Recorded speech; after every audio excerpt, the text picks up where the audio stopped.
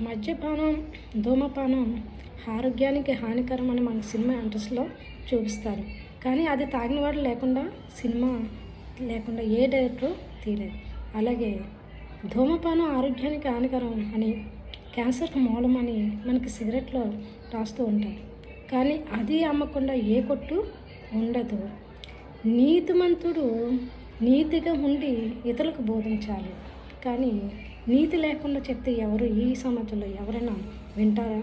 ముందు చెప్పేవాడు నీతిమంతుడే ఉండాలి. అలాగే అప్పుడు ఈ సమాజం ఆలకిస్తుంది.